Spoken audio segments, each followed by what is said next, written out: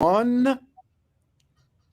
Hello, and welcome to Unnecessary Roughness, Barstool's college football podcast brought to you by the good folks at High Noon Hard Seltzer. And Casey's going to tell you about High Noon Hard Seltzer right after I tell you this. It's our Saturday night live chat. Things are going good. I have a nice, cool beverage. And life is just good in college football. Life is truly just good. Casey, tell them about that delicious nectar known as High Noon Hard Seltzer. The High Noon Hard Seltzer is nectar right now, Brandon. The new flavor is the tangerine. The Prez Pack is out. Katie, Jack, I know that they've been floating around the office. Have you guys had a chance to try the tangerine yet? Not yet. Still no. But I'm going to have to soon. I mean, every review I get about it is amazing. So I'm sure the first time I have it, it's going to be glorious. Yeah, the El Prez Pack is out. I know it's limited edition. Katie's wearing the hat right now, so if you're listening, Katie always looks fabulous, but she's looking extra fabulous in her High Noon hat. The tequila, the vodka, like I said, the new El Prez Pack is out. The game day pack, all the fall flavors. It's nice and cool outside in where we are, at least, or where I am, and I know where Brandon is. It's also very cold. Still, ice cold High Noon hits. Been a fantastic day of college football. I know Brandon's going to have a lot to say. So if you are watching this live right now, pop open a High Noon, sit back, enjoy yourself. If you're listening to this or watching this tomorrow, get ready for NFL games. Pop open a High Noon, Drizzly, liquor stores, convenience stores. Also, the El Prez Pack does have a QR code where Dave actually talks to you. So do that as well. Yay for High Noon. We love you. QR Brandon, codes. Yep. QR codes are the future of I'm sure it's something. So definitely get the Prez Pack. He'll come and talk to you after you have the tangerine or as you're having the tangerine. I can't wait to try it. Yes, it's delicious. So, Brandon, I'm just going to go ahead and tell everybody this because this is such a you thing. We started just a little bit later than we anticipated because you couldn't find your wardrobe for the night, which was going to be I bought a Pistol Pete shirt for this occasion. and you can't find it. I bought a Pistol Pete Oklahoma State T-shirt, and I've been rifling through my closet, and I couldn't find it. So now I'm just wearing Bevo because this will be the Big 12 champions. But I spent $27 on a Pistol Pete Oklahoma State shirt. Not a big deal. Anyway, there's a lot going on in the world of college football. There's a lot. Now, I'm going to tell you this, as a guy who likes to bet on college football, this Arizona game is very important to me. Mm-hmm. Okay? So, Jack, I need every update you have from Arizona to be good tonight. And if it's bad, I'm firing Katie off the podcast. No, why Katie? Fun clipping it. All right. So, we have plenty to talk about here. We have so much. You have LSU Alabama, USC Washington, Oklahoma State Oklahoma, all the escapes that happened today. Ole Miss barely escapes a bad Texas A&M team. Texas barely escapes Kansas State. You got Ohio State surviving kind of a mid-game against Rutgers. So much to talk about, but before we dive into it, from a helicopter perspective, I thought from start to finish, from rooter to tutor, this was probably the best day of actual games and exciting games and stuff that we've had all year. Completely agree. And the fact that we got multiple of those games in that first window too, in the East Coast noon kick, was phenomenal because it sets up the day. And, you know, we've had this discussion on this podcast, on other shows. It's like, do you like noon kicks? Do you not? If you're sitting at home or sitting at a bar watching all day, you're going to like all the games. But if you have good games like we did in that morning slot, the whole day seems to feel different. And obviously, even if the later games stink, you still are like, okay, we've had good football. Every single time window had phenomenal football today from start to finish. And not only phenomenal football, really meaningful games coming down to the wire. And it is November, so we're going to see more of that anyways. But I agree with you. Week 10, Saturday, start to finish, has been my favorite thus far, even though my team lost. Yeah, it was a good weekend. And I've finally made a decision on my coach in the future of the Mississippi State program that I'll announce later. We are taking applications. That's all I'll say. Anyway, I'm going to start in Tuscaloosa, Alabama, because that's where we had LSU and Alabama. And I would go over the last 10 years, maybe 12, maybe 15. I would say LSU Alabama has been outside of the traditional rivalries like Michigan Ohio State that pretends they're big time rivals. Outside of those rivalries, I think LSU Bama has been the best rivalry in the country that isn't like set in stone. It's been awesome. They've been at the top of the sport, and tonight was no different until Jaden Daniels got hurt. I have several takes about this game. Alabama wins 42-28, which means several things. It means LSU is officially done. Jaden Daniels got hurt for the last 14 minutes of the game, and Alabama is very, very, very, very, very, very much in the mix as far as national title, as far as SEC title, as far as everything. And the biggest takeaway I had from this game, Jalen Milroe in a big game delivered the goods. 4 rushing touchdowns, threw for 220 yards, I believe. He was good enough to win, and if he's playing like that, Alabama's a problem. Yeah, I mean, Jack, I'll let you talk because I feel like I've talked a lot already, but I agree with that, and I have my own takes on Jalen Milroe, but go ahead, Jack. Amazing performance by Jalen Milroe. Still, the passes that he throws sometimes leaves some things to be desired. That being said, great performance. He did what he had to do. The defense stepped up in moments, although I would have loved to see, obviously, Daniels not get injured and see what happened there. But they made some big stops. And the offense, if you told us earlier in the year that Alabama had to score 35 points against LSU, I mean, I guess you would look at the LSU defense and say, okay, it's possible. But it was mostly Jalen Milroe. I mean, when he runs around the pocket, man, and he's running, it's something. It's a spectacle to watch. He's really stepped up, especially since that Texas game.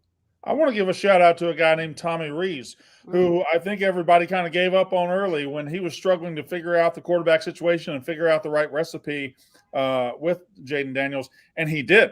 He figured out the right receiver rotation, which Malik Neighbors is one of the best, and they've got the best second and third receivers in the country, maybe. He figured out the running back. I just switched teams. Tommy Rees figured out – who's the guy from Georgia? Jermaine Burton, thank you very much. Start over, Brandon. Start over. Let's start over. I want to give credit to Tommy Rees because Tommy Rees is the guy that figured out Jalen Milroe. He figured out what to do with that offense. He figured out the strengths and how to use them and everything, and now has kind of put that piece together where they are a really good offense. Now, LSU's defense is remarkably shitty. It is pathetic. And LSU's defense should never, ever, ever, ever be this bad. Now, no, LSU's defense should never be bad, period. But it certainly shouldn't be this bad with the talent they have.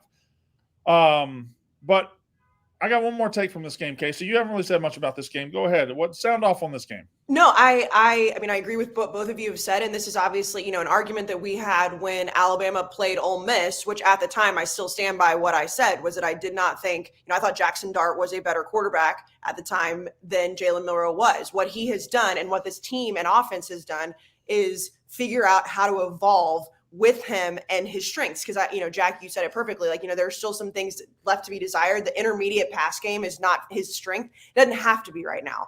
They've taken this team and they've said, we know what your strengths are and we're going to play to those. Now, they were playing an LSU defense that's not good, but this is what's made Nick Saban so good and one of the best of all time, if not the best of all time, is that he figures out and he gets coordinators to figure out these guys who they have at quarterback, and they don't all have to be Tua. They don't all have to be just straight game managers like Greg McElroy. And so this team right now looks very dangerous, and they're getting the strength every single week when they need to. They didn't need, obviously losing to Texas, that may come back when we talk about the college football playoff conversation potentially, but if they finish out the season and they go beat Georgia, it's not going to matter. And Jalen Milroe is a big part of that. It sucks that Jaden Daniels got hurt because when, especially in the first half, when he takes off and flushes out of the pocket and starts to run, he's not getting 8, 9, 10 yards. This man is getting 30 yards, 40 yards. He is so good. And that sucks for LSU because if they had just even a remotely serviceable defense, this team would be unstoppable with him at quarterback. So I'm just going to go ahead and say it. If I had a Heisman vote, I'm sorry, I'm going to lie. I have a Heisman vote, and it is going to go to Jaden Daniels. They have lost 3 times now, and none of them have been his fault. He scored 45 points in one of the losses. He was what they had 28 when he went out with a whole quarter left tonight. He has been consistently the best player in the country. Penix has also been very good, and Marvin Harrison Jr. has been very good. But as far as individual excellence all season, Jaden Daniels is the quarterback of a 6-3 team, a 5-3 team, whatever they are. I think they're 6-3. And I think he's been the best player in the country. I would give him the Heisman Trophy if it were up to me. But we're not talking about Heisman trophies right now. We're talking about a game that really solidified. I think Alabama, that pretty much locked up the West, didn't it, Jack? Yeah, I guess Alabama could lose. They'd have to lose. They'd have to lose. No, that did it, right?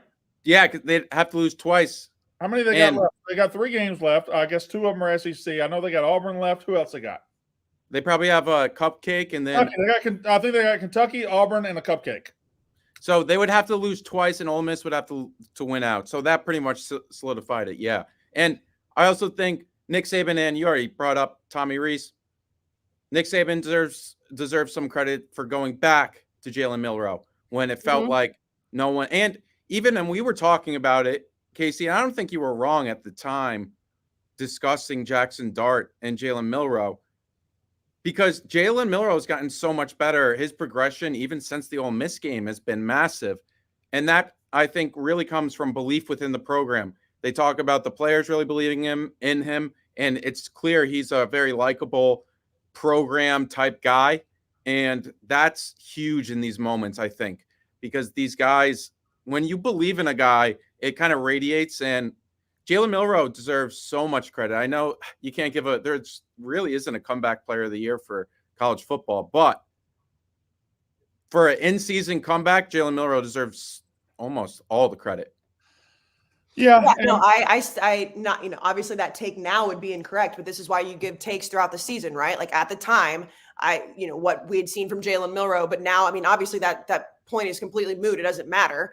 But you go back and look at all of our predictions for the SEC going into the season, and this is what we expected to happen. And it's like, well, yeah, no shit. Like it's Nick Saban. Like, there are things they have to figure out, and they didn't look great, but here we are. And if I'm playing Alabama, I don't care who I am, I'm scared. Even if you're Georgia, like this Alabama team is very dangerous. Now we go out west to a team that had to survive a little bit, and that's the Washington Huskies. It was USC. It was Washington. I almost think you could have guessed the score pretty easily on this. Like if we all four gave a score prediction for this game, I think somebody would have got damn close. You would have said one of them's going to get to the 50s, one of them's going to stay in the 40s, and that'll be the determining factor. It did happen a little bit differently than I thought. 52-42 is the final, right? Unless they scored right after, as I was going up to find my Pistol Pete shirt. 52-42 the final. And Penix was fine. Penix was good. Penix is always good. Penix was excellent. But that Dylan Johnson ran for 256 yards. Dylan Johnson, the transfer from where did he play at, Jack? I do. I'll look it up for you right now. Thank you. I appreciate that. Looking that up. You know what? There's no way to find out. There's no way to know where Dylan Johnson came from. Oh, you know what? I actually can't find it either. Yeah. I have no idea where even on Washington's site, it kind of just gave my a virus. Yeah. I got it. So all right, I X'd it out. I X'd out the. Dylan Johnson might have ran for more yards tonight than he ever did in 3 years under Mike Leach combined. Like he was excellent tonight. But as much as Washington is still undefeated and still a story, my God, USC is depressing, guys. USC is depressing. USC is fucking depressing. The game was 45-42. Caleb Williams had him down, knocking on the door at like the 20. He took a sack with about 6 minutes to go, knocked him out of field goal range. And the second he made that one little mistake, he made one fuck up, one brain fart, the game was over because Washington got the ball back. They had no defensive resistance whatsoever, went right down the field, easy peasy, lemon squeezy, game's over because Lincoln Riley, Alex Grinch, and USC just do not invest in the defense. You tweeted it, and I laughed. I retweeted it and chuckled to myself. And you're like, Caleb Williams should sue Lincoln Riley for this defense because it's frustrating. Whether you are a big time USC fan or just a college football fan, and you have eyeballs, you know that if you have a quarterback the way that he has played, and not just quarterback, the offense that USC has had with Caleb Williams as their quarterback, it's frustrating. And it's also just betting on USC, whatever, it's just of course this is the way it's going to happen because it doesn't matter when you get in a shootout It doesn't matter. USC's defense is going to stink. It's going to. And it just the fact that they lost 3 games now, they're out of it. Fine, whatever. Like everybody moves on. But it's so clearly Alex Grinch's problem. And I don't understand why he's still on that staff. Katie, I have a question. Mm-hmm. Are you backstage at a high school homecoming dance? I asked her about it too. No, it's the old Game Time room. This is what our merch team set up for a fashion shoot for ugly sweaters, Black Friday, Cyber Monday. You'll have something similar in Chicago. I don't think I'm going to allow that, actually. You should be. I need content from you 3 so I can post merch. So you need to do whatever shoot they make you do, or else I get. I planned on going shirtless this entire week. We'll just hold up. You can hold up the ugly sweater to the side. Jack, one thing that happened in this game, I don't know if you saw it because I know you are a very busy guy. I don't know if you were starting to get ready for this, but I guess with about, 8 minutes to go in the USC Washington game, there was a close call on a first down. The on the field spot was terrible. It was god awful. Like the referee missed it by a yard, and they were talking about it. Fowler and Herb Street and whatever, and then I don't know who their rules official is, but they were talking about it, and they said, well, let's look here. And they brought up this camera angle with a red line down the middle and said, well, let's see if he gets past this line. And what? Where did this come from? We had this the whole time? Yeah, I don't know. I saw your tweet. I also saw people replying to it. The Brock Bowers play last year in the college football semifinal. Yeah. When it was down on the right side, they also brought up a similar line, if I recall correctly. I think somebody had that in the replies, actually. Yeah. So, yeah. I don't know if it's that much of a difference of technology from just the yellow line, but maybe your tweet was funny. It was a great tweet. We're in the fourth quarter of this game in week 10 of 2023, and they just said that somebody in the truck is like drop the red line on them. Drop the red line. Drop the red line on these hoes. And we're just sitting out there. We didn't know what was coming. All of a sudden, we just got a red line.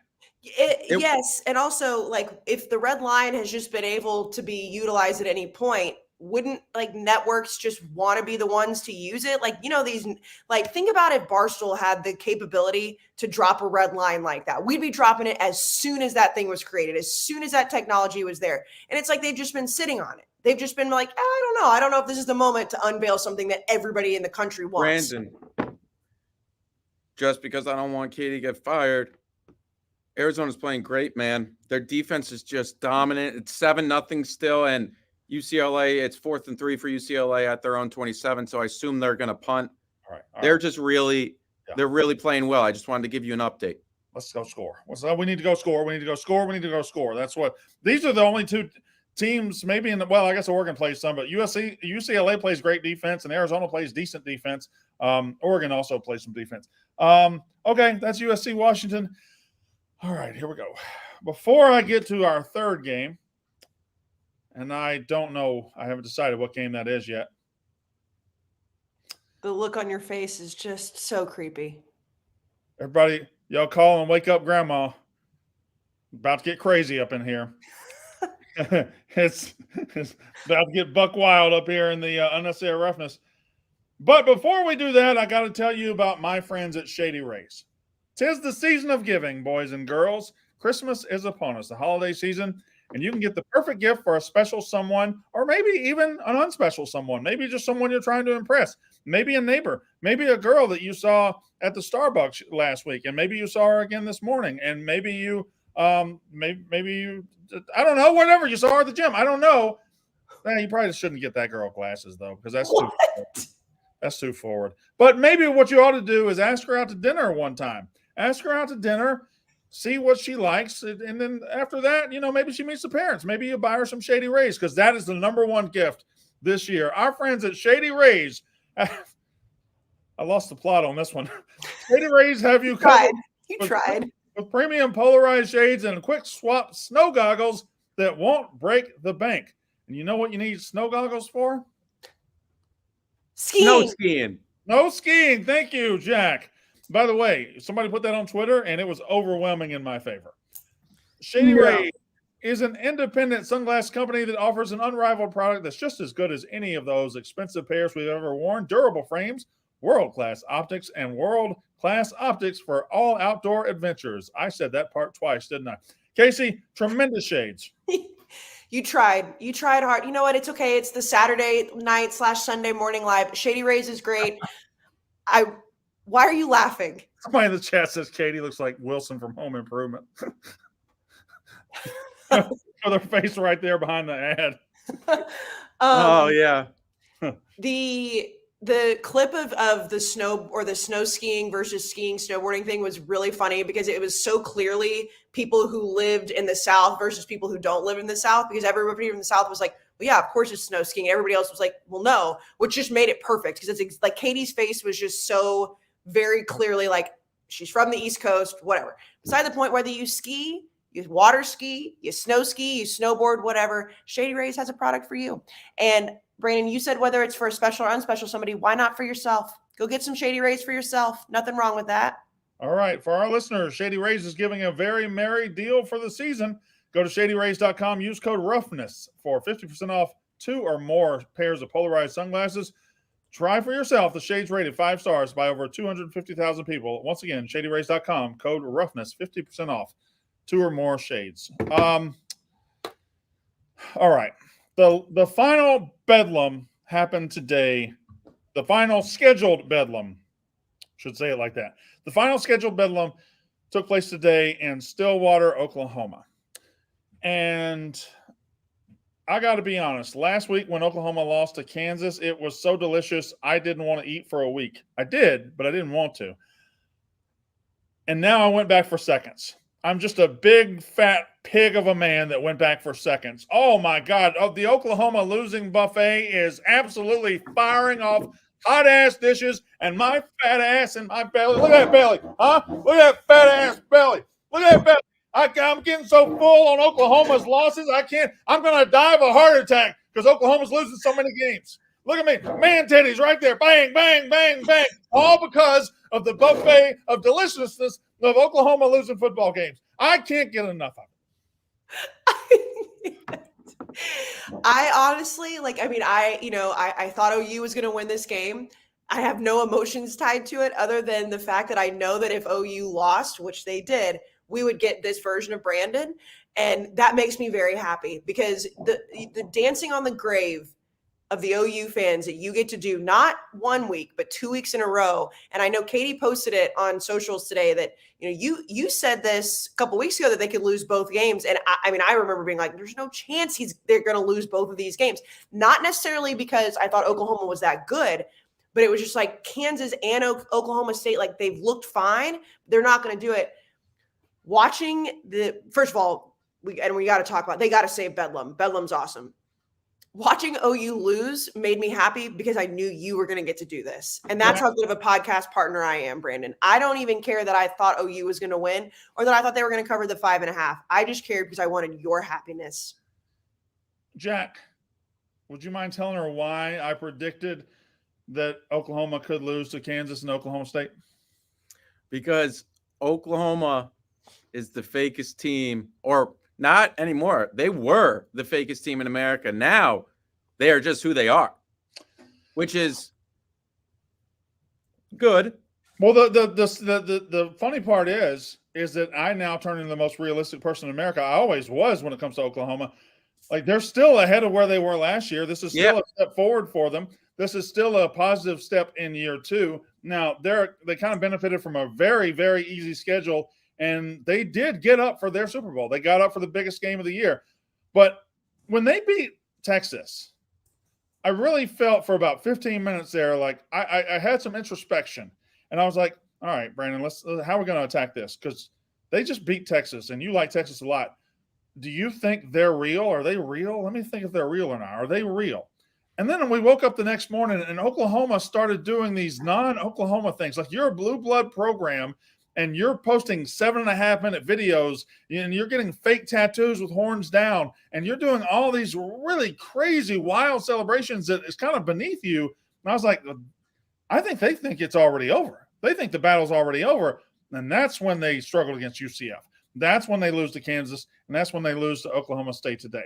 But as much as I like to make fun of Oklahoma, as much as I like to say how I saw it coming and everything, I think today is more about Oklahoma State than Oklahoma, because they lost to South Alabama by 26 points earlier this year. And the cheese could have slid off the cracker very fast.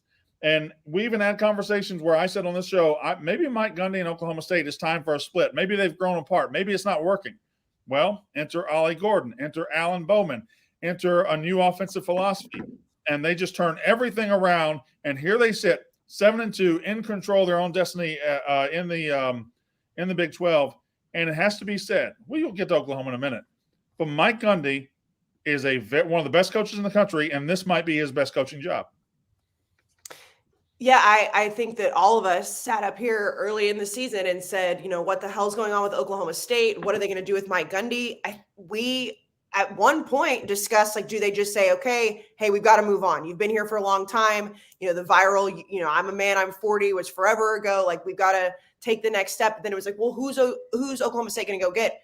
I mean, that conversation is just completely out the window.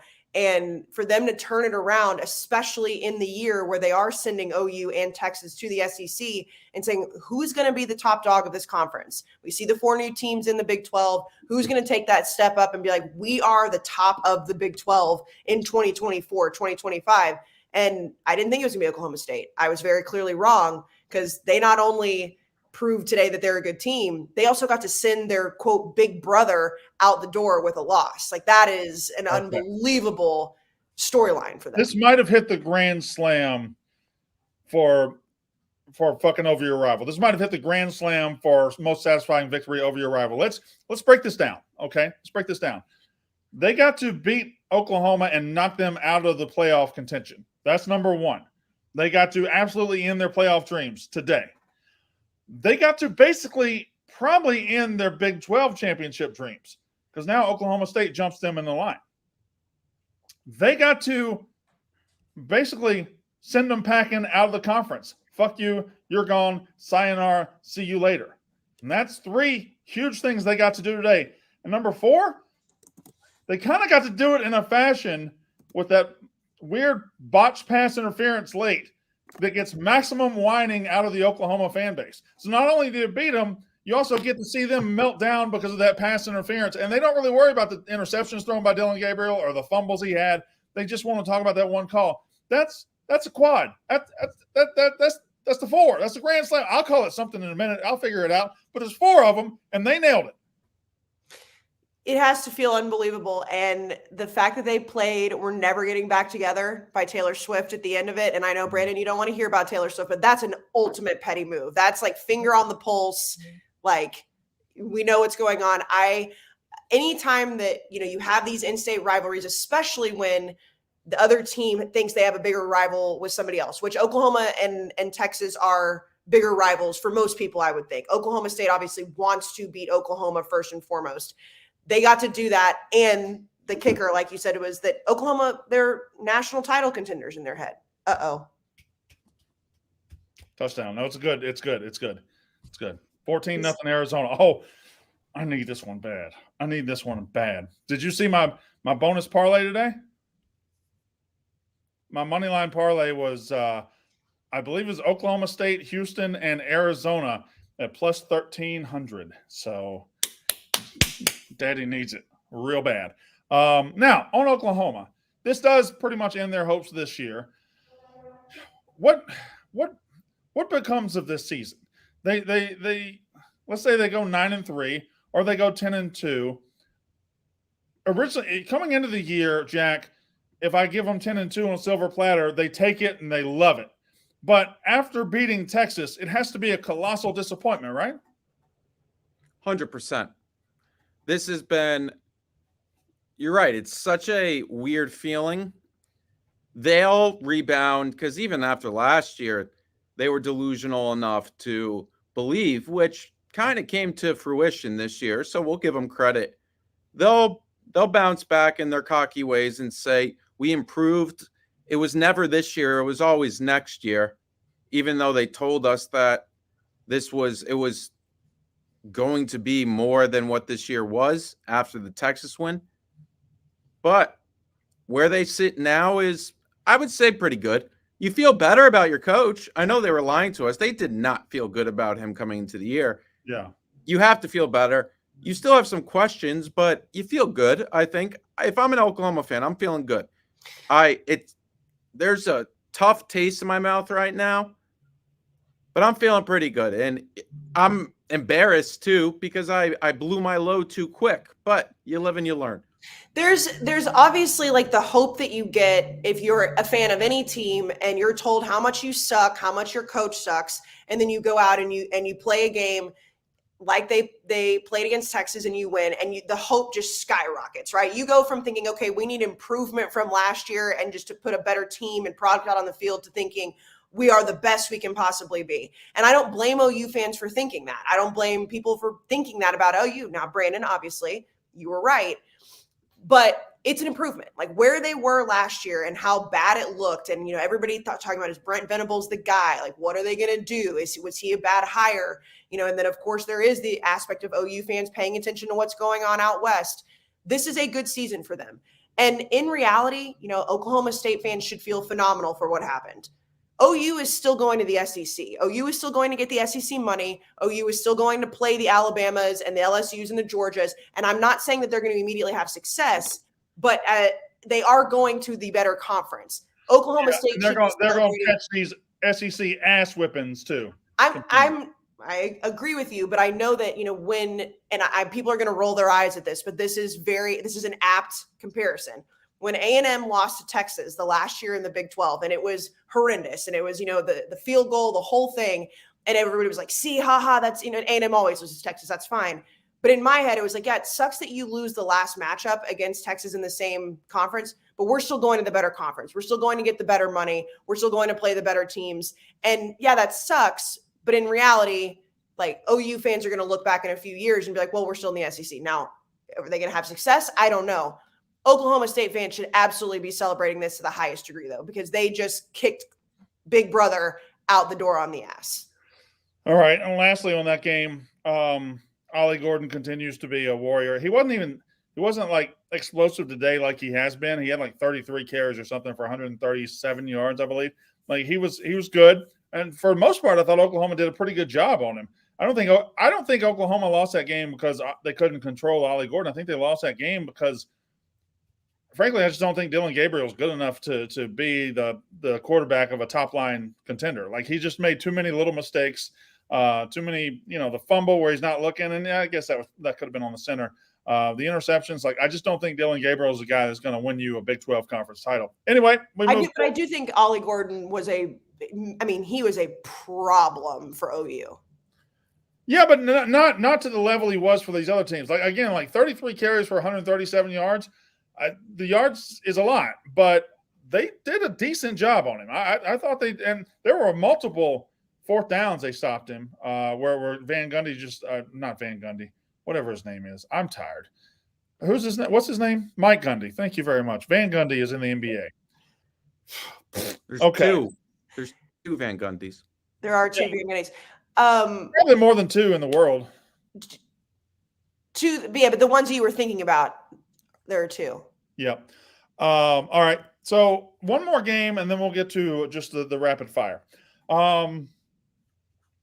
It's Clemson Notre Dame, and I never thought in a million years I would be the guy to pick up Dabo's crown after Clemson fans kicked it off his head and made fun of him and were throwing dirt at him. I never thought I'd be the guy to pick up his crown, dust it off a little bit, and then hand it to him. Well, actually, in fairness, it ain't just me, because it's Jack. Me and Jack the other day, we got down there, picked up the crown. I handed it to Jack. He shined it up a little bit. I blew on it, and handed it back to Dabo. And he went out and won a game today. I hate to say that we were right and we're the ball boys, but Jack, we were kind of right and we are the ball boys. This is just a reminder. If you win multiple national championships over a short period of time, you make the college football playoff multiple times over a short period of time, you win your conference year after year after year, and you hit a little adversity, don't you dare bark at something going a little bit wrong. Like, how dare you? How dare you, Tyler from Spartanburg? How dare you? And today, it's nice that we're back in the, all right, Dabo, you're a little bit cringe, because he immediately got on the mic and said, buy stock, buy stock, buy stock. What a weird time that was that week. We had a few days there where we said, Dabo, you're right, man. Now, back to being the guy that we just are, like, go back to being the cringe lord that you are. It's like we have this corner of the internet where we get to laugh at Dabo and point at him and be like, this cornball over here. But then Clemson fans want to start talking about him and calling him a cornball. We're like, whoa, whoa, whoa, whoa, whoa. You don't get to do that. That's our word. You don't get to do that. You get off of Dabo. You shut up. Here, Dabo, go show him. Yeah, Dabo, go out there. Show Tyler. Show Tyler from Spartanburg what's up. I still am, maybe it's a little too big brain. Yeah. I don't know if Tyler from Spartanburg exists, man. I think that may be Jamie, who's a sophomore at Clemson, who works in the football department. Yeah. I'm just hand up. It could be possible. I want to see documents. Here's the thing about what you just said, Brandon, about we can call him a cornball, but you can't. The reason they can't is because he brought them national titles, right? Like, it's almost like a jealousy thing. At least it is for me. It's like, he can be cheesy and we can have the conversations about if it's a cult or not, but he still brought you multiple national titles. So you're not allowed to pick on him. I was okay with Dabo after what he did after the game. I mean, I know I've defended him before because it's like he just is who he is. Even if Tyler from Spartanburg isn't who he really is, the fact that Dabo has had to answer questions all year about Clemson being down and they're bad and is the dynasty over and is he washed, is he not evolving, and they go out and beat Notre Dame, who is overrated. Sam Hartman, I don't know what the hell happened to him. I would act like that too. I'd be like, see, I fucking told you. I told you we're not that bad. I told you that I'm worth this money. I would act even worse than Dabo did. Let me talk to Jack a little bit. Now, Jack, I almost feel like I've been used. I feel like we've been used a little bit. Like last week, Dabo and his girlfriend took a break, and we were there. We were there in his time of need, and we were there, and we loved up on him, and we were happy, and we were patting him on the back. She doesn't deserve you. She doesn't deserve you. She doesn't even know how good you are. And then he goes out and wins the game, and boom, they immediately got back together. And what are we to do? No,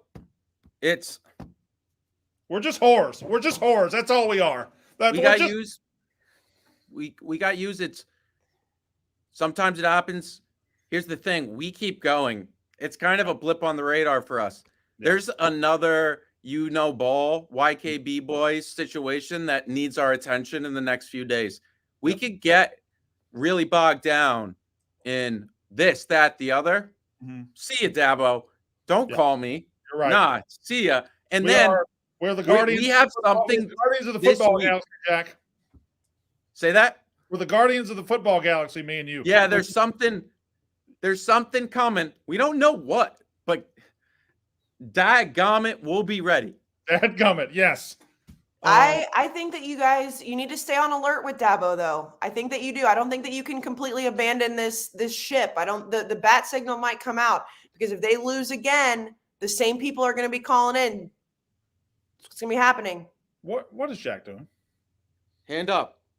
I thought he looked like he was about to dunk a basketball. We have to talk about Sam Hartman. We have to have a discussion. I am so sick of this guy. I am so sick of this. Look at me. I cut my beard, make a TikTok about how cute I am, and then he goes out there and he stinks. He's not good. It was a bad game for him.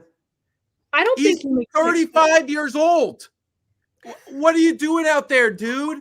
And then people take a bunch of photos of him, put them on TikTok, and I got to watch that. Then on Saturday, the game comes. SportsCenter even puts up a photo of him looking I think they yassified him. I'm sick of Sam Hartman. I'm sick of we even had to discuss him at any point. Yeah, well, I mean, it's kind of the same about the whole Notre Dame team, right? Wasn't that long ago where they were in a primetime game against Ohio State in the biggest game of the year, and we're all watching them. And even when they lost, we're like, well, they're still damn good. Then they go lose to a pretty good Louisville team that we'll talk about in a minute. And now they go on the road and they just look lifeless against Clemson. This is year 2 now where there's been moments where Freeman has had this team looking good, but for the most part, they're just kind of blah. And there's no excuse this year. You've got the running back and Estime. You've got the quarterback you thought you needed. And one more thing about Sam Hartman, he just doesn't want to ever play Clemson again, right? He finished his career 0-5 against Clemson. Is that correct? Not good. It's like the seeing ghost thing. If you're a Notre Dame fan, you got to be incredibly frustrated because you thought that this was the quarterback that was going to fix the woes. And we talked about that even, like you mentioned after beating Ohio State, it was like Notre Dame just needs a quarterback to go in there, have the veteran skills to be able to change the plays when he needs to. And it looked like Sam Hartman was that guy. And boy, is he not. But I also don't blame him for playing into the good looking thing because look at me. I don't blame him. I'm the cute guy. All the girls love me. And then he throws like, here's a pick six. Here's a pick six. Here's a pick six. It's like, I'm sick of this guy. But Jack, speaking from experience, when you're just the big man on campus and you're the most good-looking guy out there and you're the face of the franchise, it really comes with the territory. There's not much you can do about it. You just have to go about your business, be good-looking, and the rest will take care of itself. That's, at least in my experience, is what I remember from my experience when I experienced that. I completely get it. I don't get it from the perspective of I have experienced it, but hearing that from you, I now understand. Yeah. Well, I am listening. I'm learning.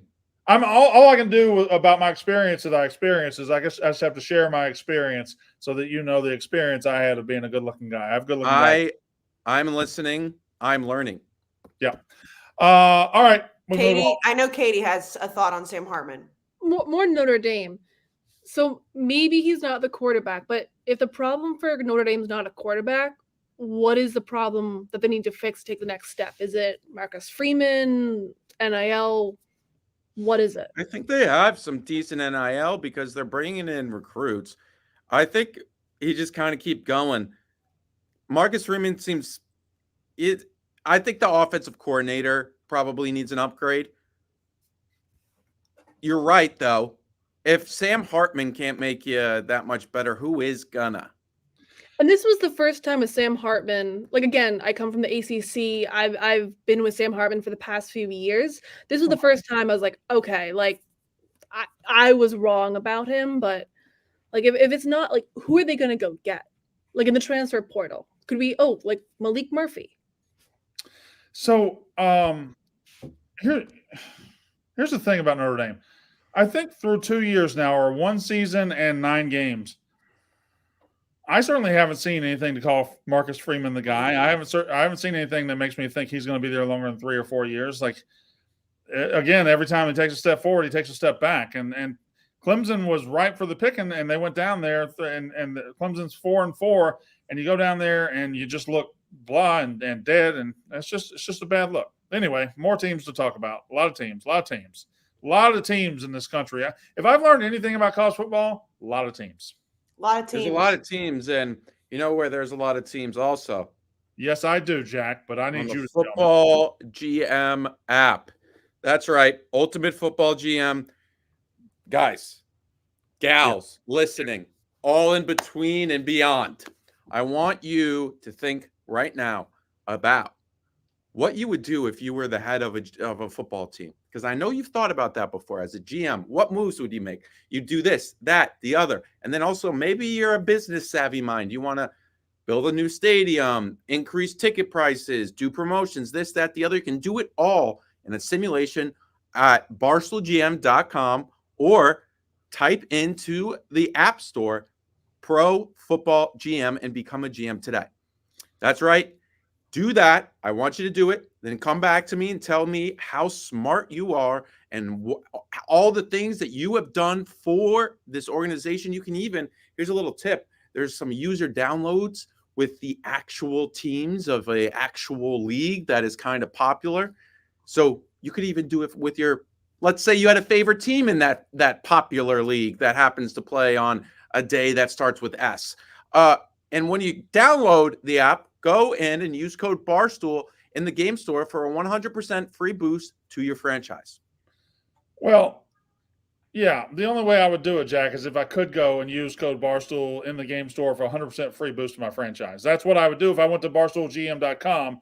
That's what I would do. Or I could maybe look up Ultimate Pro Football GM on the App Store. That's just my personal thoughts on the matter. You could do that. Anybody could do it. All you need is a phone. All right. So today I have these three teams kind of lumped together. And you know what? Credit to us for getting about 45 minutes into this show and not mentioning those cheating, thieving, conniving pieces of shit at Michigan. Good on us for talking about the teams on the field and not a team that has to take shortcuts off of it, because I have a feeling Monday is going to come soon. And come Monday, it'll be all right. Don't get us demonetized. Okay, sorry. Come Monday, we're going to talk about Connor Stallions resigning, and everything. But right now, let's just keep this to the football field. Yeah, there are a lot of things. If you were going to talk about them and their cheating and the fact that they are the dirtiest program in college football, and the fact that this company is led by a Michigan man who's a piece of shit. If we were going to talk about all that, we could talk about that. And we could talk about it for days. But we're not going to, because today is about football. You done? Purdue covered. Purdue covered. No, if y'all want to talk about football, we can just talk about football. I know that as soon as I start talking. Here's the thing, because when you talk about football, I like to think you're talking about a competition of two teams of men, two teams locked in battle, not one team locked in battle that they think is fair and the other team just going all around and cheating and doing all this spy work and all that. But again, we'll talk about this Monday. We're not going to talk about it tonight. That Michigan is the biggest cheating organization in sports. That was such the most mad I've been this college football season was when Purdue with 30 seconds left threw that pass and scored a fucking touchdown. But that being said, Michigan, they did all right without the sign stealer this week. I mean, they were playing 2-6 Purdue. I mean, they covered the number until the last 30 seconds. Until they didn't. That's what happened. No, I said till the last 30 seconds. And that's the maddest he's been all season. Also, Jack, the fuck did you do at the end of the first half in Arizona? It was 14-0. You gave up a touchdown? I know. I didn't want to tell you because things were flowing so properly and well. I thought, you know what? Maybe they'll score a touchdown in the second half and I'll be like, hey, you got 21 points now. You're like, all right, 21-0. And I'd say, it's actually 21-7. All right. We will talk about, I assume, all the ins and outs of the latest on Monday. So we can move on from this subject. I will say, who knows who will be Michigan's coach? Salute to Connor Stallions. I mean, the man is nothing but loyal. Loyalty is a dying breed. Salute. The statement was phenomenal. One of the greatest statements I've ever seen in my life. They probably paid the son of a bitch $20 million to shut up. Okay. Welcome to college football. No, they didn't pay him anything. Yeah, they that did. Man was Come on. Are y'all he got. No, I think he knew what he was getting into. He knew he was ready to scapegoat. It was his honor to do it. No, it ain't you, Katie. But this whole narrative that he just loved Michigan football so much, and that's why he did this. No, you don't get to cheat out of honor and valor. You don't get to cheat out of love for the game. I'm not going to say, well, this guy, he's not going to take any money. He's not going to do anything underhanded. He just loves Michigan so much. Come the fuck on. I don't know what happened. I don't know what happened at all. But the world where Michigan gave him $10 million and said, shut the fuck up and get out of the country, that world could exist. That's all. Get out the country. It's crazy. Hey, Get the fuck out of here. Go to Canada. Go to Brazil. Get the fuck out of here. It's $20 million. Take their ass in front of you. I mean, he ain't going to jail. When did he write the manifesto? Before the payoff, or wait, Brandon, you think this man should go to jail? No, I don't. God. Don't get him started, Jack. I'm trying to think. You want my real answer or my in-character answer? I was hoping for a hell yeah, he deserves. Lock him Okay, up. all right. 3 more teams here. Solitary confinement. The whole. 3 more teams right here. 3 teams escaped today, and that was number 10 Ole Miss escaped Texas A&M. Ohio State survived Rutgers. They covered the number, so they didn't really escape like these other 2 teams. But the big one was Texas. Texas with Malik Murphy were absolutely cruising at one point. Just cruising. Everything looked good. And Kansas State, here they come, and they get it to 27-27. Then they tie it at 30. They end up losing 33-30 in overtime. When Chris Kleiman decides, instead of kicking a tying field goal to go to another overtime, he decides to try to go for it right there and win the game. Jack, what do you think? I didn't mind going for it. Texas, that was almost the most Texas loss ever. It was I know battered Aggie syndrome's obviously a thing. That was almost battered Longhorn syndrome, because I was watching that. I chalked up Texas minus 3.5 as a winner at 130. I said, what a bet, Jack Mack. Finally a good bet. And then they just came roaring back. And I know he made the field goal to tie it, but damn, and it wasn't his fault, but the missed extra point is really what. I know the game would be different, but yikes. At what point does Texas kind of lose the goodwill and all momentum from the Alabama win? I know it's on their resume, and when you look at their resume, you see it. But if you notice, Alabama's gotten progressively better almost every single week since they lost to Texas. Texas, meanwhile, has lost to a mid-Oklahoma team. They escaped against Houston, and now they escape against Kansas State. And Kansas State, not a bad football team. But at some point, if you're serious about being a national title contender, and if you actually are the team that went into Tuscaloosa and won by 10 points, you got to be better than this down the stretch of the season. Soon, we're going to be looking at resumes. Soon, we're going to be comparing teams. And Texas can't be putting all these close escapes on paper and expect to just get a pass into the playoff if they finish with 1 loss, Casey. Well, and Texas fans would never say this, publicly, where they probably should have wanted OU to keep winning until they had the chance to beat them in the Big 12 championship. But that was the big thing for them to really have that resume booster and be like, okay, well, look how good OU was. And then, we beat Alabama in September, and then we avenged that loss. Well, now the OU doesn't look good. The OU, even avenging that loss in the Big 12 championship, if that was to happen, is not going to look good. The thing with Kansas State, though, and I mean, I understand that if it worked and it paid out, that Kansas State would have looked like geniuses for doing that. You've got to kick the field goal there. With how bad Malik Murphy was playing and knowing that they could go to another overtime and just keep kind of kicking that can down the field, and you got back into the game and Texas had all the control, you got to kick that field goal. Maybe I'm just a pussy. I don't know. No, you got to take those points. I don't mind supporting that point here, because at the end of the third quarter, it was 27-14. In the fourth quarter, Kansas State outscored Texas 16-3, which means once the fourth quarter hit, Kansas State was the dominant team. And I feel like if you get Texas with the pressure on them and them trying to hold up their playoff resume, you get them into another overtime. The more you push them and the more you take them down the road, the more vulnerable they get. I feel like it's tricky, because sometimes a coach will say, let's go for 2 and win it right here, or let's go for 4, or let's go for it and win it right here, and it works out. So I can't really blame them when it doesn't work out, because it took guts to call it. But I do think in this particular scenario, putting that pressure on Texas would have been where I would have went. Let's not forget, that's not a guaranteed made field goal. Like, the kicker missed field goals. They had troubles with the snap on extra points. So maybe that factored in a little bit. I do, after saying I don't mind going for it, after listening to Casey, I'm more towards probably kicking it, because you would have gotten the ball the next overtime. You were just dominating them. And Malik Murphy, it felt like he mentally broke. And I get it. That's kind of the moments you don't get in practice. You have to have those moments in games, and you have to have those you don't just get them. It's impossible to replicate. So Yeah, consider this. There's the normal pressure that is put on a freshman quarterback or a redshirt freshman when he gets his opportunity, right? He gets out there, things are going faster, the lights are brighter, there's 100,000 people in the stands all of a sudden.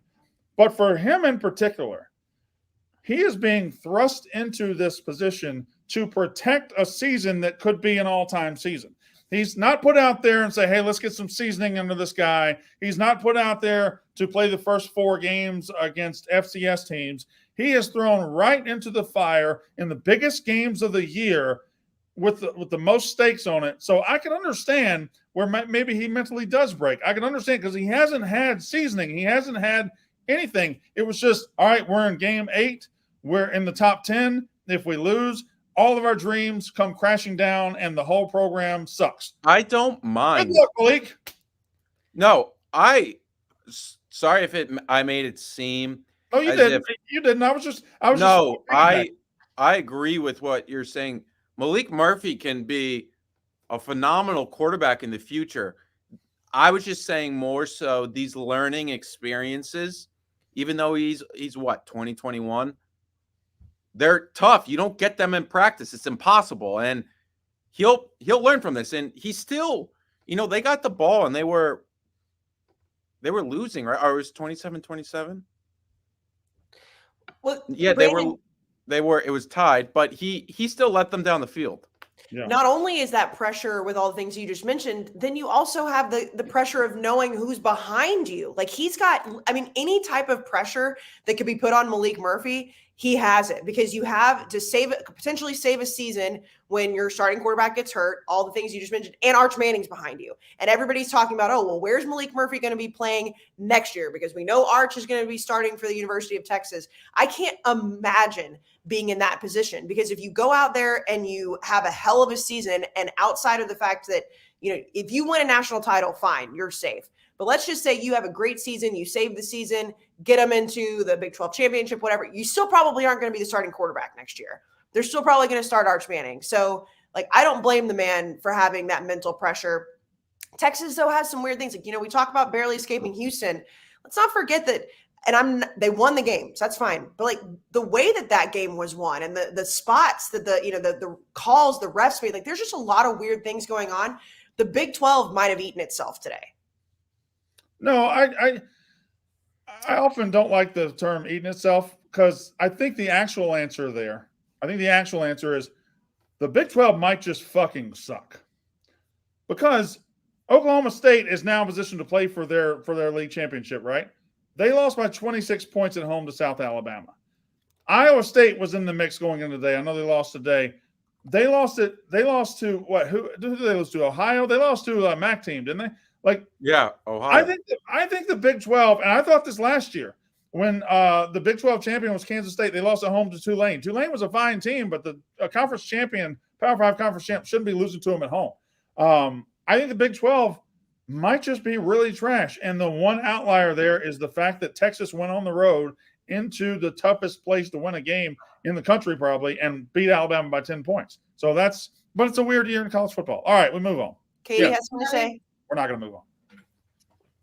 You say, what's the difference between Oklahoma getting up for their Super Bowl versus Texas and then falling flat versus Texas getting up for their Super Bowl, Alabama, then falling flat? Because it sounds similar, but what's the difference if there is one?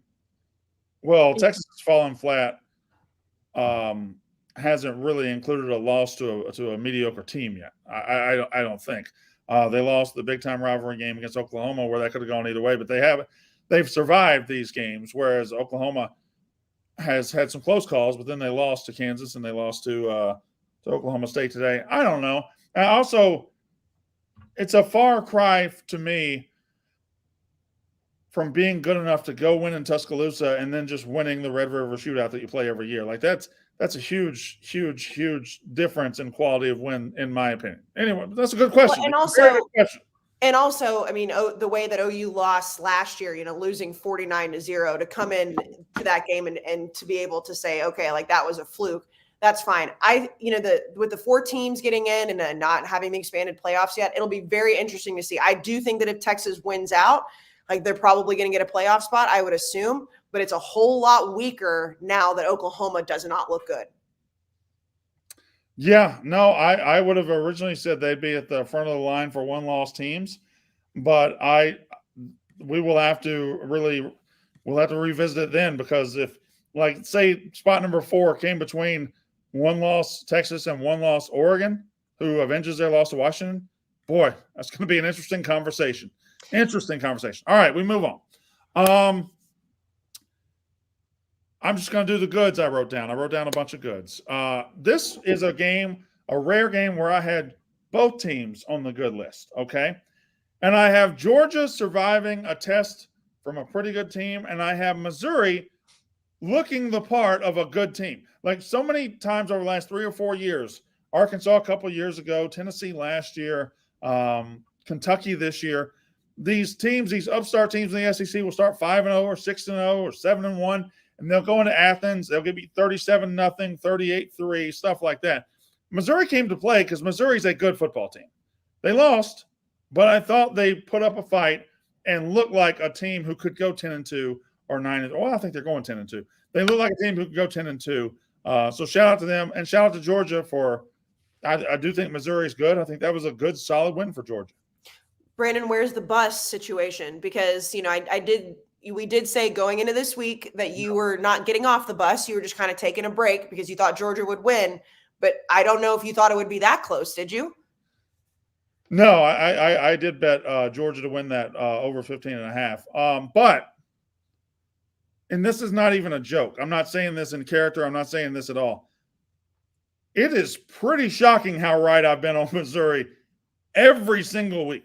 Like I thought in May they'd go 10-2 or 9-3. And then when they play LSU, I said, I'm getting off the bus.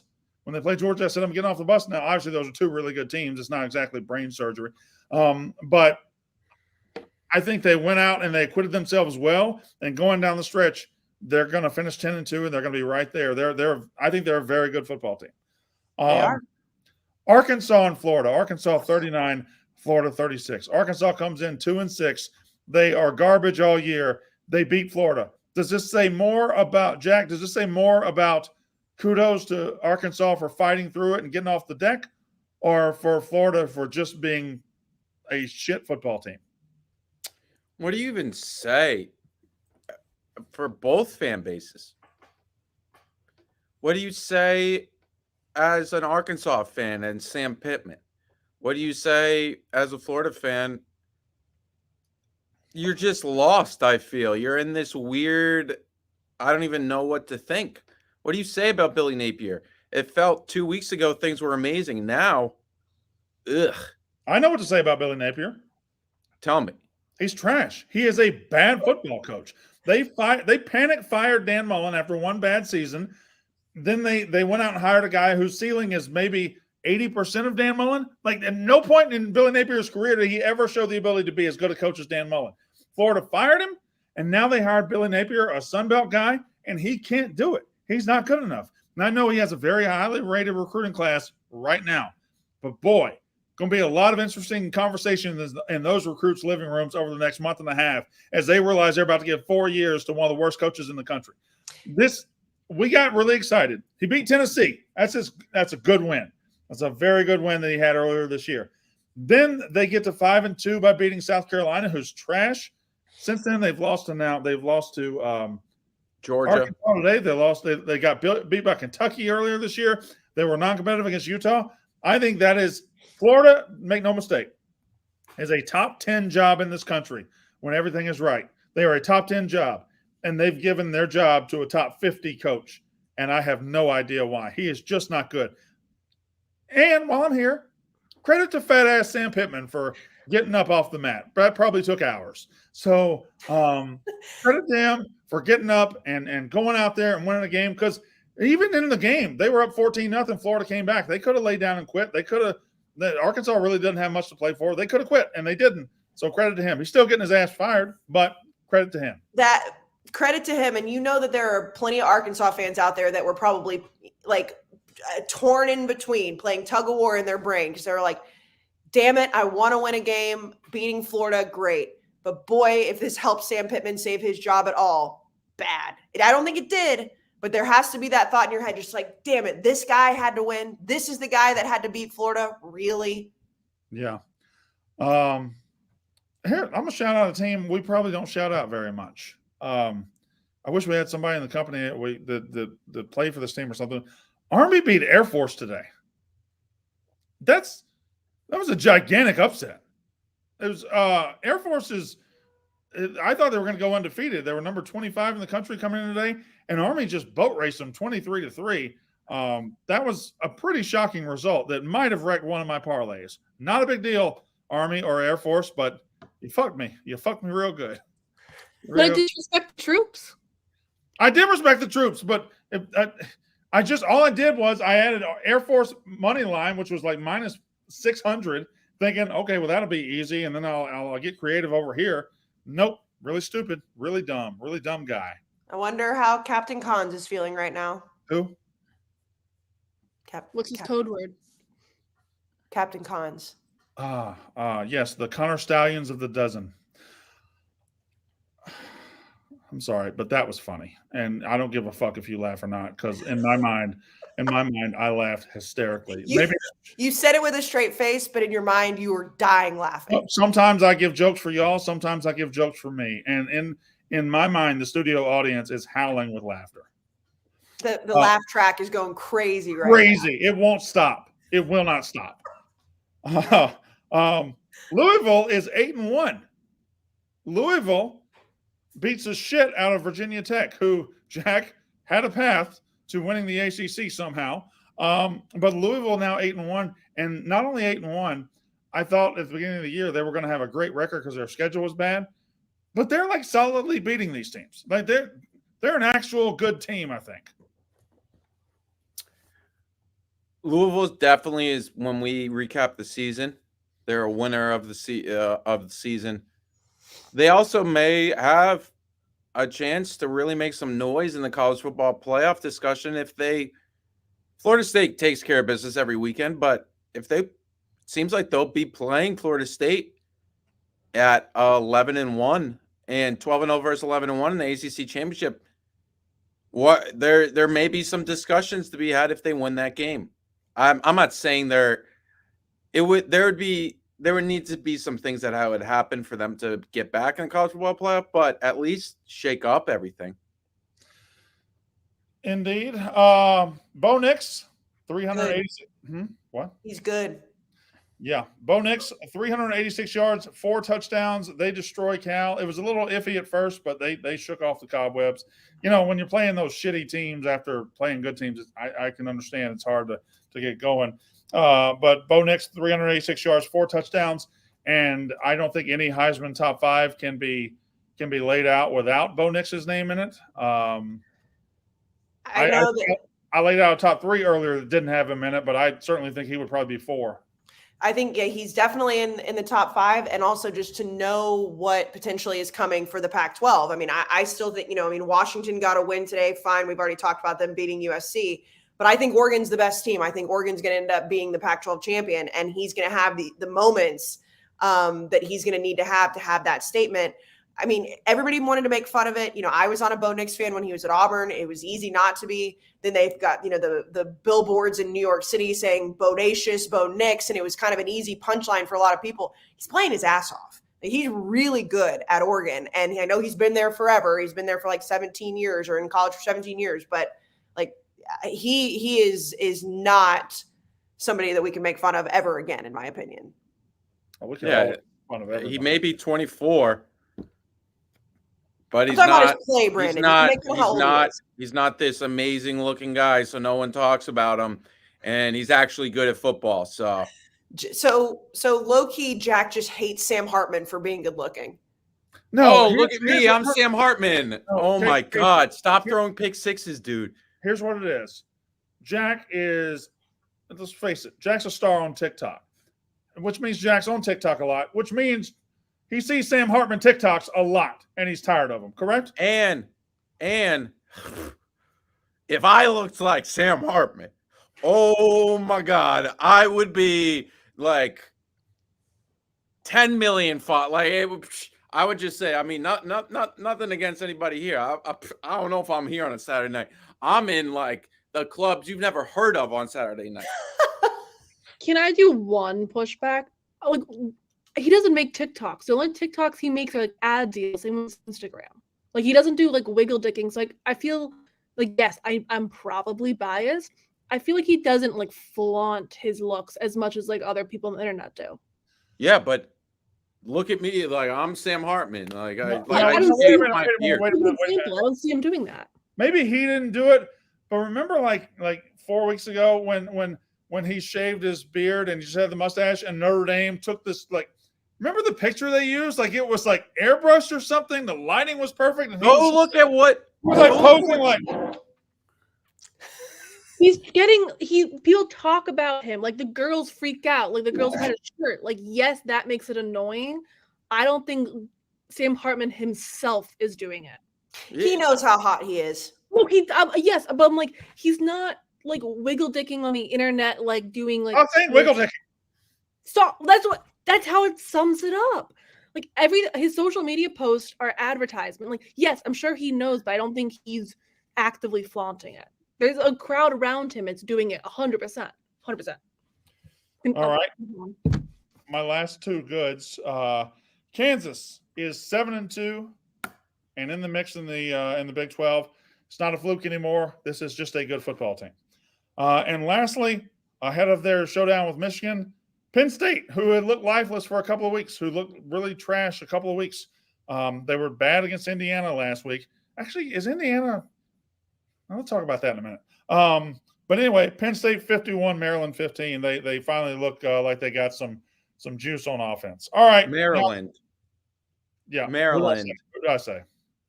No, I'm just saying I was starting a thought on Maryland and playing whenever they play a big time team, they just fall apart, man. The bottom Talia falls apart. I know he had no time today to throw. And I'm not saying they should have switched quarterbacks because even when they did, the guy who came in threw a pick six. Oh my God! Like Mike Loxley, they start 4-0 and then they just fall apart. It's Kentucky. All right, now here's my bad list, and I think my bad list is entirely in one conference. Bear with me here. This happened in the same conference today. Wisconsin lost to 2-6 Indiana. Nebraska, with bowl eligibility on the line, goes to East Lansing and loses to a garbage, dead Michigan State team. Minnesota loses to 3-5 Illinois.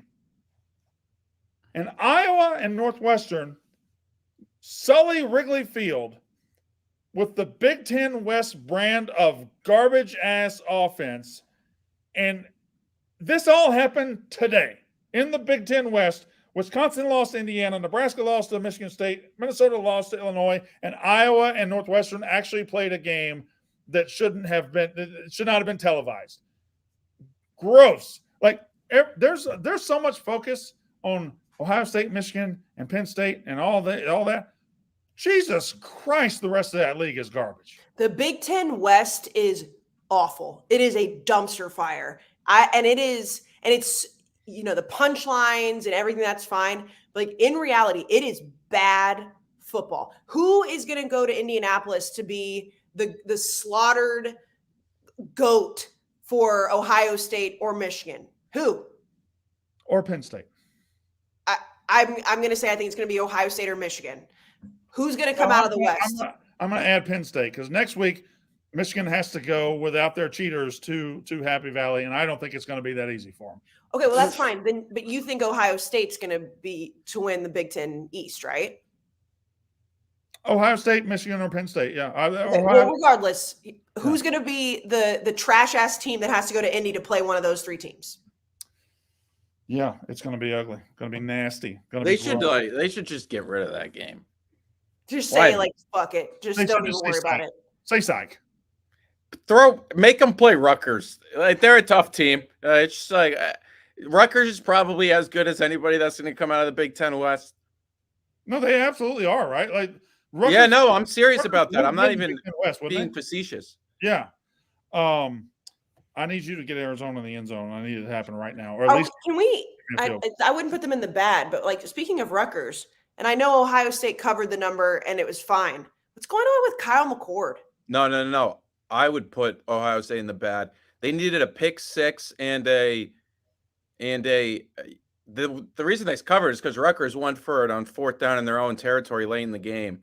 And they also went for it on fourth down inside or fourth down late in the game when I think they were down 15 or something when they went, or maybe it was 13 or 12, and they were in the red zone. So this score could have been, it was a miracle that they covered. Their offense, yikes. And I know Rutgers they have a good defense and you got to give them credit where credit's due, but all that being said, what does this say about Penn State? I know it's college football math, so. I mean, Ohio State's defense is still excellent. 100%. The defense is still excellent, and that's what beat Penn State was the defense. So I don't know that it says much about Penn State, but it does. It's going to be hard to win a national title when you can't score more than 24 points against somebody with a pulse. It just is. All right, I got one more bad, and Casey, you might have to plug your ears because I got to do it, and I'm sorry. This ain't A&M, by the way. This is your favorite team. So this week, Deion Sanders. A&M is my favorite team. Don't do that. Don't be a fucking Reddit troll. Okay. This week, Deion Sanders made some decisions, okay? Not only did he throw the offensive line under the bus last week when they got beat at UCLA, just absolutely steamrolled them. Understandable. I mean, like, the offensive line didn't play good. But then this week, he demoted Sean Lewis. Sean Lewis last year was Kent State's head coach, and he took the offensive coordinator job at Colorado. If you haven't noticed, Colorado's offense for most of the year has been pretty dang good, and he was calling plays. Well, Deion, something happened. Deion said, nope, you're not calling plays anymore. Pat Shurmur is. As we sit right now, right here, with 14:54 to go in the fourth quarter, Colorado is down 20-5.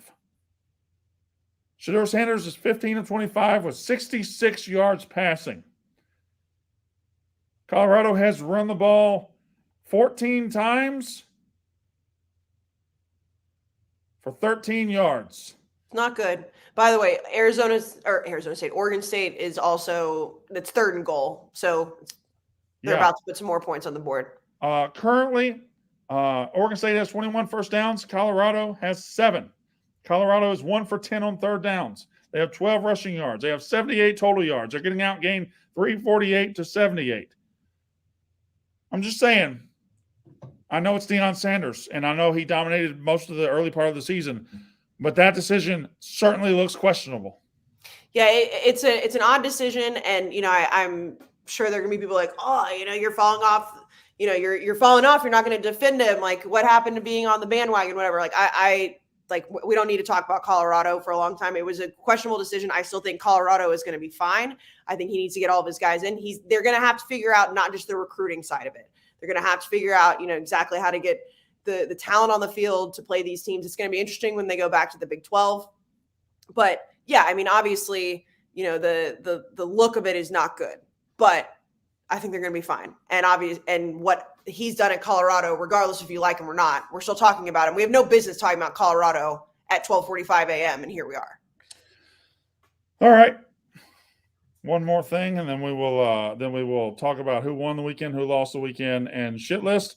And that one more thing is to talk about, Katie, who should I talk about right now? HBO Max. Yeah, of course I should talk about Max.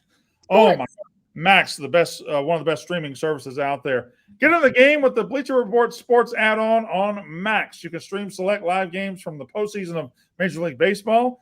I assume you can do that next year. The NBA, NHL, men's and women's soccer, and NCAA men's March Madness. It is a front row seat to every thrilling moment, every amazing play, and every unbelievable highlight. Max is the one to watch for the best in entertainment, streaming 24/7 live news, and now live sports. I love my streaming services. Max way at the top of the list. They have They have a lot of great stuff on Max, and now they got some of the best sports on the planet. The Bleacher Report sports add-on included for a limited time with any Max subscription. After the promotional period, add the Bleacher Report sports starting at $9.99 a month. Your base subscription is required. Sign up now at max.com/sports. Brandon, are you losing your voice? Yep, sure am. Okay, so Sure we're going at the very end of this thing because Can I give you a reason? Sure. Okay, took a while for that answer. So, you might notice my voice is going out, and you might notice half of my face, particularly if I go a little further that way, is a little sunburned. Because during the middle of the day today at 1:00, I went out and watched my Antioch Seacoites play in the playoffs against Corsairs of Carmel Catholic out of Mundelein. And Seacoites 9-0 regular season. They were 10-0. I was yelling for my boys. I was putting on for my boys. I was excited. And well, we had a good season. We had a good year. It was the end of the line today. It was the end of the line. Oh boy. Yeah. Okay, let me tell y'all something.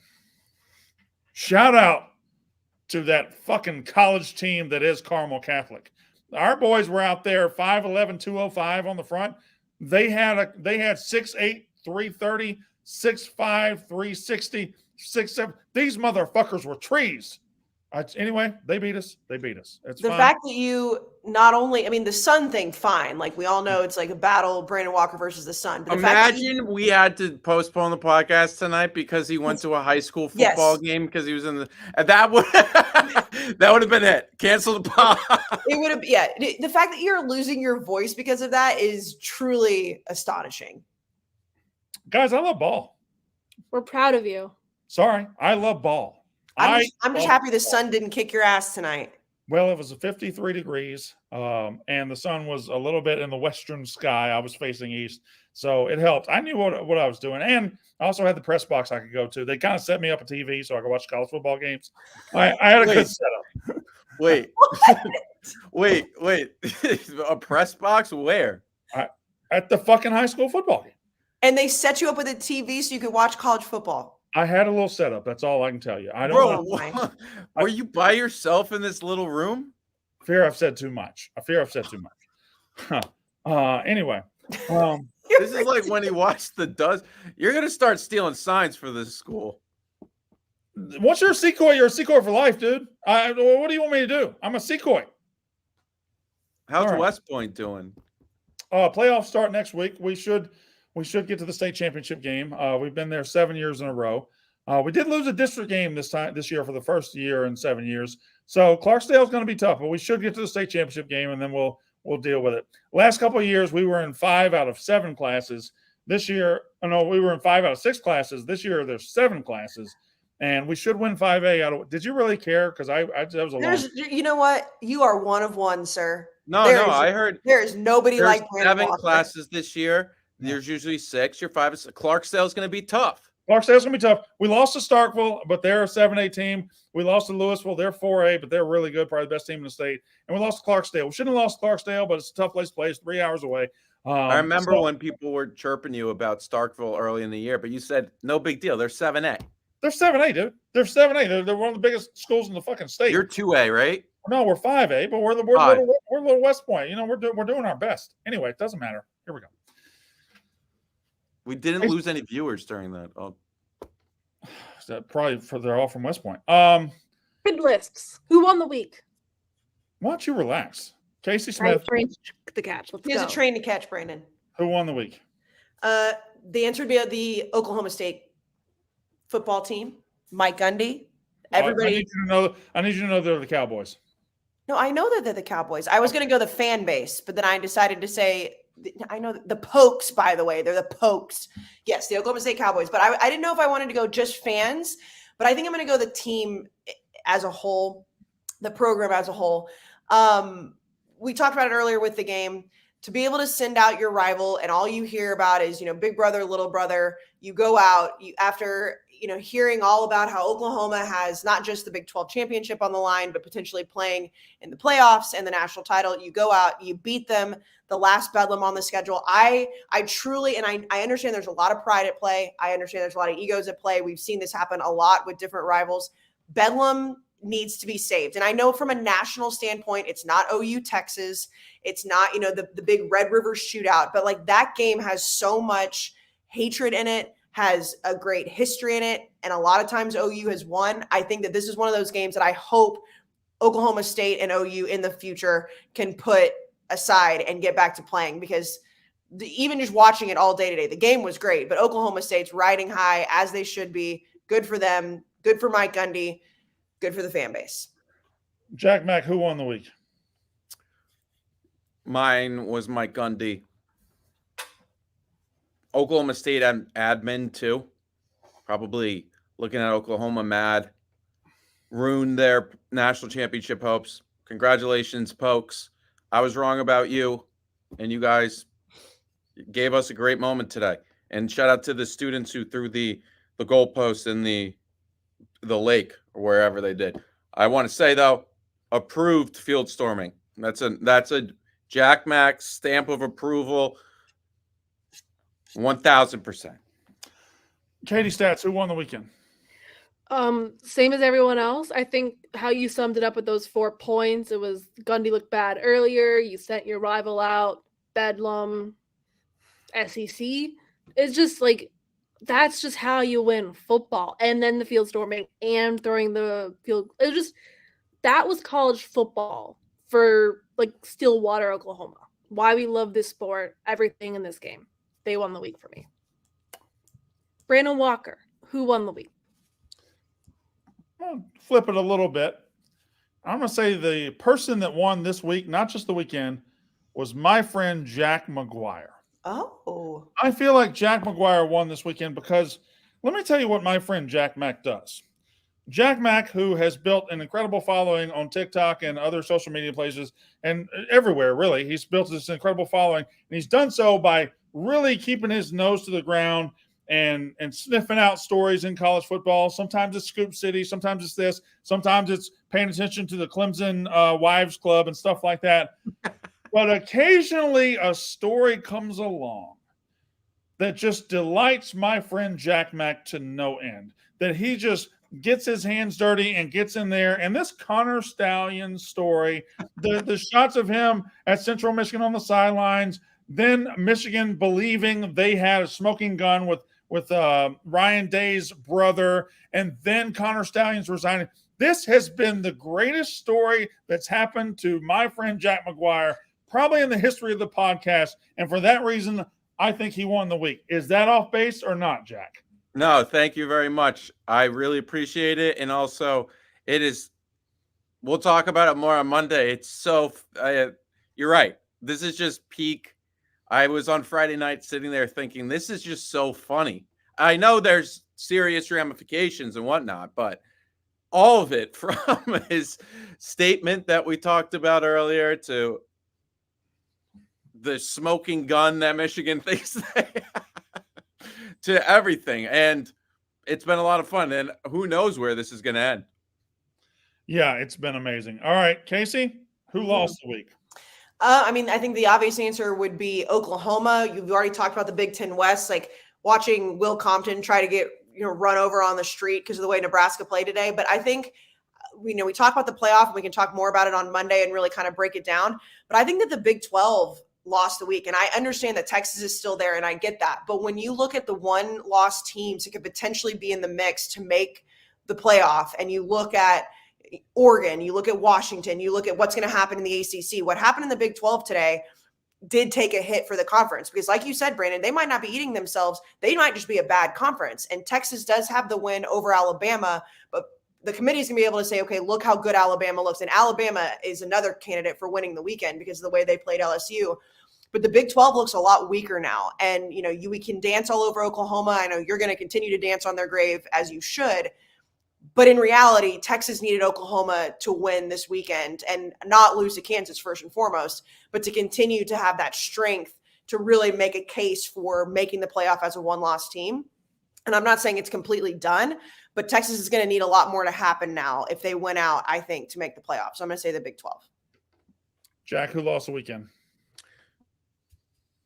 Not to copy Casey, I'm going to go with USC. Caleb Williams, I mean, he still played amazing. He's going to be number 1 pick. He's phenomenal. He's best quarterback in college football in terms of NFL product for next year. However, another disappointing loss in a big game. Defense didn't step up. Lincoln Riley, again, disappointing season. There's still a lot of good to come for USC, but it's just a tough weekend for USC yet again. And the clip of Caleb Williams crying with his parents is perfect synopsis of the season. Just disappointing and loser. You guys have been losers. All right, Katie Stats, who lost the weekend? These are 2 losers for me. I don't want to say lost, because if I say lost, people are going to overreact. I think Ohio State and Washington, like, when we come to ranking, yes, they won, but you cannot be a national title contender and give up, 42 points. I don't care how good. Caleb Williams is great, yes, but, like, you just can't do that. Like, Ohio State being down at halftime to Rutgers, yes, they won, but just there's a lot of, like, holes being poked of just, like, they can't do it week in, week out. There's a lot of questions. It's like Washington. It's another win, but it's really gross. Like, that Oregon win is getting further and further in the distance. So I think they are the losers kind of this weekend, because they're not stepping up to the build of the number 1, the number 5 team in the nation. Mm-hmm. Brandon Walker, who lost the weekend? The Notre Dame Fighting Irish, and Marcus Freeman in particular. Clemson was imploding. They are a 500 team. Their coach is going after their fans. Their fans are going after their coach. Their quarterback sucks. Will Shipley was out. Clemson had a bunch of starters out. Like, this was a wounded team, a down team, no momentum. And you walked in there and you lost to them. And now you are that team. Sam Hartman, the bloom is off that rose. Jack is tired of you. Marcus Freeman, I don't know if you're the guy. And earlier this season, we thought you were a top 10 team. And slowly and surely, the facade is gone. And you are an also-ran, and I don't know how you lose that status under this coach. I just don't.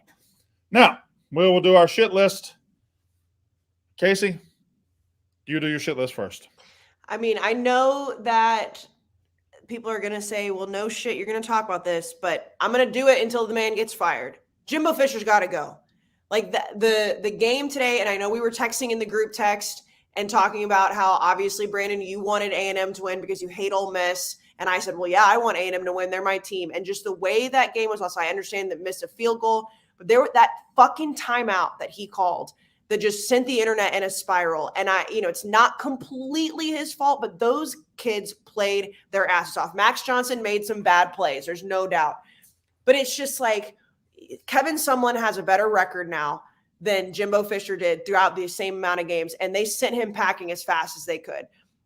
The man is comfortable. I'm not going to go on another whole rant because I know Katie has a train to catch and it's the same shit. Press the repeat button every week. The man has got to go. He stinks. He's awful. Like, pay him whatever. Like, the man has stolen money from A&M. I don't know what's going to happen against Georgia for Ole Miss, but Ole Miss is they're fine. They're going to go 10-2. A&M could have beaten them today. And it's Jimbo's fault. It's Jimbo's fault. Jack, your shit list. You stole mine earlier because you're YKB boy. Sean Lewis, or what Deion's done to Sean Lewis, I think is disappointing. Just truly disappointing. I know Colorado just scored, so now they have a whopping 12 points. Maybe Shadur's over 100 yards now. Sean Lewis left Kent State, which isn't the greatest job in the world, so let's not act like he pissed away his chance at being a big-time coach. But I think Sean Lewis will upgrade wherever he goes. This throwing your guy under the bus like this after, well, I don't know what you really expect him to do. The offensive line is just not up to par. He's honestly done a great job with Shadur. I know this is the first time for the new guy, but what happened with Sean Lewis? I think the overall sentiment for most people out there was, that doesn't really make much sense. Now maybe Dion just has a master plan and I don't get it, and I'll look like an idiot in 2 years, 3 years. But I mean, right now, Jack, with 10 minutes left in the fourth quarter, Colorado has -2 rushing yards. So yeah, I mean, it's not even. I think it's Temer or something who's calling the plays. It's not even that guy's fault. It's just the thing is, it stinks. We don't know what the alternate reality is of Sean Lewis was, but I was just so confused by that. I know theoretically you could blame him for the Stanford loss, but let's not get crazy. Katie, your shit list. Alex Grinch and Lincoln Riley, just seeing how Caleb Williams was acting after that game. He is so phenomenal, and they're wasting a generational talent on that defense. I feel bad for Caleb Williams, that man, and for everyone. I know several of us said it earlier. It was like, maybe he doesn't care anymore. No, he cares. The defense coordinator doesn't care for him. It's not respecting his effort, not respecting his talent. I think it's just very disappointing, and USC and Lincoln Riley do better. Brandon Walker, what's your shit list? Oh no. Oh boy. Oh no. Oh Great boy. Oh boy. Here we go. I don't know if I should do this. Do it. All right. Remember, you said that. Your hands are dirty, both of you. On my shit list, I, Brandon Walker, nominate my son, Tommy Walker. I nominate my son, Thomas Brandon Walker Jr. In this house, we ring cowbells. Is it a happy house because of our team? No. Do we go through a lot of agony? Yes. Is it a good family to be in? No. But God damn it, that is what we are. That's who we are. You're born into it. I was born into it. You're born into it. You can't just say, I'm an Alabama fan. You can't just be one of these asshole Alabama fans that never went to the school and that works at O'Reilly Auto Parts in Anderson, Alabama. You can't do it, all right? You ain't getting no money from me. You're not getting a car when you turn 16. I ain't getting you a phone either. It's going to be tough around here, Tommy Walker, okay? Because you stand in my house in front of my cowbells with all my maroon around here and you say Roll Tide. No, it ain't going to happen. Shit list, Tommy Walker. Brandon, not to bring up old shit, but like, has he seen that Dave has offered to take care of him? Has he seen Dave's offered to take care of him? That's what you sound like. I'm just saying, I mean, if people are watching or listening and did not see the college football show, Dave said that he would support Tommy Walker for the rest of his life if he goes to Alabama. He said he had to call him Daddy Portnoy, which is no. Nobody's ever going to call that midget daddy. And then he said Uncle Big Cat was involved too. Like that. It was a tough scene. It was a tough scene. Big Cat can't help raise him. He's raising Jerry. That was good. That was phenomenal. I didn't think you were going to go that way, but you did. You put your son on the shit list. I mean, that's just, And you know what, Casey? I'd do it again. I know you would. And on top of that, Brandon, when that happened, it's your mom's fault though. You know what, Jack? You know what? You're right. You're right. I think it's low key Gma's fault. You're right. Oh no. I'm going to make an addition to the shit list. Tommy and my mother are on the shit list. His beloved Gamma, I don't get along with that Gamma shit, okay? You're an old woman trying to get into heaven. Don't steal my kid and put him in as an Alabama fan, all right? In this house, we ring cowbells, and we're sad in November, and football season fucking sucks, okay? That's what we do in this house. Can we get out of here? Yes. All right. All right. Like, Thanks, everybody. We'll Like be the back. Like, stream. comment, subscribe. Bye We'll be bye. back. We'll be back Monday.